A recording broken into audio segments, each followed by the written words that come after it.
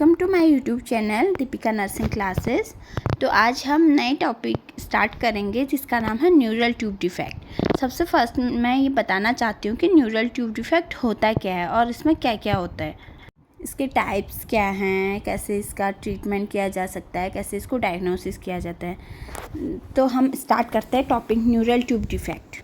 Firstly मैं ये बताना चाहूँगी कि न्यूरल ट्यूब होता क्या है। न्यूरल ट्यूब एक ट्यूब होता है जो ब्रेन और स्पाइनल कॉर्ड को क्लोज करके रखता है। जब बच्चा फॉर्म हो रहा होता है उस टाइम पे न्यूरल ट्यूब बन रहा होता है तो उस टाइम तो नॉर्मली क्लोज हो जाता है। पर कभी कभी क्या होता है, बहुत सारे ऐसे रिस्क फैक्टर होते हैं, एग्जैक्टली कॉज नहीं है बट बहुत सारे ऐसे रिस्क फैक्टर होते हैं जो क्या करते हैं, वो न्यूरल ट्यूब को क्लोज नहीं होने देते हैं। जैसे कि फॉलिक एसिड की कमी हो जाती है, मदर डायबिटिक होती है, या मदर को फीवर आ गया, या मदर कोई मेडिसिन ले रही है और मदर को ओबेसिटी होती है। तो ये सारे रिस्क फैक्टर हैं जिनकी वजह से न्यूरल ट्यूब डिफेक्ट हो सकता है। तो mainly neural tube defect starting में ही होता है जब बच्चा बन रहा होता है, इसलिए मदर को फॉलिक एसिड सजेस्ट किया जाता है। मदर को फॉलिक एसिड लेने को बोला जाता है कि वो स्टार्टिंग के 3 मंथ तक डेली फॉलिक एसिड की टैबलेट लें। या अगर कोई ऐसी लेडीज़ है जिनके साथ एनटीडी प्रीवियसली हो चुका है तो उनको बोला जाता है कि अगर वो बेबी प्लान नहीं भी कर रही है तो 400 माइक्रोग्राम फॉलिक एसिड लें। अगर वो बेबी प्लान कर रही है तो उससे पहले 4000 माइक्रोग्राम फॉलिक एसिड की टैबलेट डेली लें। Folic acid neural tube defect से बचाता है, एनीमिया होने से प्रिवेंट करता है, और आप फॉलिक एसिड रिच डाइट भी ले सकते हैं। अब हम जानेंगे कि एनटीडी के टाइप्स क्या क्या हैं। एनटीडी के जो मेन टाइप्स होते हैं, मेनली एनटीडी 2 चीज़ों को इफ़ेक्ट करता है, एक करता है ब्रेन को और दूसरा करता है स्पाइनल कॉर्ड को।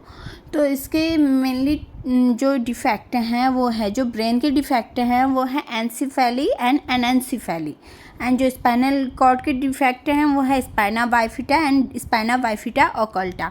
तो हम सबसे पहले जानेंगे कि एनसीफेली क्या होता है। एनसीफेली में जो बच्चे का न्यूरल ट्यूब होता है जो टॉप से क्लोज नहीं होता है, इस वजह से क्या होता है, बच्चे का जो ब्रेन है वो प्रॉपर्ली डेवलप नहीं हो पाता, उसका स्कल एंड स्काल्प प्रॉपर्ली नहीं बन पाता है, और जो ब्रेन के टिश्यू होते हैं जो बने होते हैं वो भी बाहर की तरफ एक्सपोज रहते हैं। इसमें बच्चा क्या होता है, या तो ये स्टिल बर्थ होता है या तो पैदा होने के बाद उसकी डेथ हो जाती है। अब हम बात करेंगे एनसीफेलोसील का।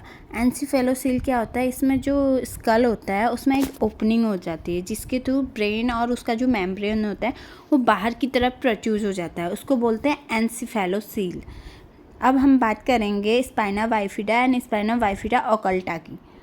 स्पाइना बाइफिडा मेनली 2 टाइप्स के होते हैं, एक होता है माइलोमेनिंगोसील और दूसरा होता है मेनिंगोसील।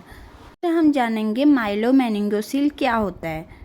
मेनिंजोमाइलोसील सीवियर फॉर्म है स्पाइना बाइफिडा की। इसमें क्या होता है, जो न्यूरल ट्यूब है वो प्रॉपर्ली क्लोज नहीं हो पाता, तो इस वजह से क्या होता है, फ्लूइड फील्ड सैक बाहर की तरफ को प्रोट्रूड हो जाता है, जिसमें रहते हैं स्पाइनल कॉर्ड, नर्व, मेनिंजेस, ये सारी चीज़ें प्रेजेंट रहती हैं। अब हम डिस्कस करेंगे मेनिंजोसील। मेनिंजोसील में फ्लूइड फील्ड एक सैक बाहर की तरफ प्रोट्रूड रहता है, बट इसमें स्पाइनल कॉर्ड इन्वॉल्व नहीं रहता है, ना ही नर्व इन्वॉल्व रहते हैं। अब हम बात करेंगे स्पाइना बाइफिडा की, स्पाइना बाइफिडा ओकल्टा की। स्पाइना बाइफिडा ओकल्टा जो है स्पाइना बाइफिडा की माइल्ड फॉर्म रहती है, इसमें छोटा सा गैप प्रेजेंट रहता है स्पाइनल कॉर्ड में, बट यहाँ पर कोई ओपनिंग नहीं होती है, कोई नर्व डैमेज नहीं रहता है और कोई स्पाइनल कॉर्ड डैमेज नहीं रहता है, तो ये कोई डिसेबिलिटी कॉज नहीं करता है। अब हम जानेंगे एनटीडी में कौन कौन से सिम्टम आएंगे। जो बच्चा होगा उसको फिजिकल प्रॉब्लम होंगी, वो पैरालिसिस हो सकता है, वो urine and bowel control issue हो सकता है उसको, वो ब्लाइंड हो सकता है, वो डीफनेस हो सकती है उसको, और वो क्या कर सकता है, इंटेलेक्चुअल डिसेबिलिटी होगी उसमें, और वो लैक ऑफ कॉन्शियस होगा उसमें, और डेथ भी हो सकती है बेबी की। हम जानेंगे कि ऐसे कौन से टेस्ट होते हैं जिनसे हम क्या एंटिटी डिटेक्ट कर सकते हैं।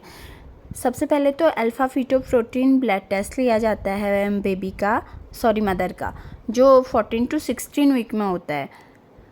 ये हमको रिस्क फैक्टर बताता है कि बेबी को कितने चांसेस हैं कि बेबी को एनटीडी डेवलप हो सकता है। अगर उसका लेवल बढ़ा हुआ आता है अल्फ़ा फीटोप्रोटीन का, तो बेबी को चांसेस होते हैं कि उसको एनटीडी डेवलप हो।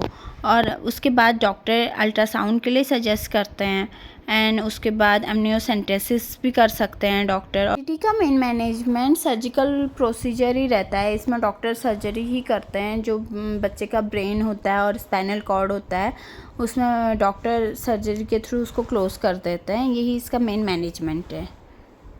Thank you for watching. अब आगे मिलते हैं नए टॉपिक के साथ।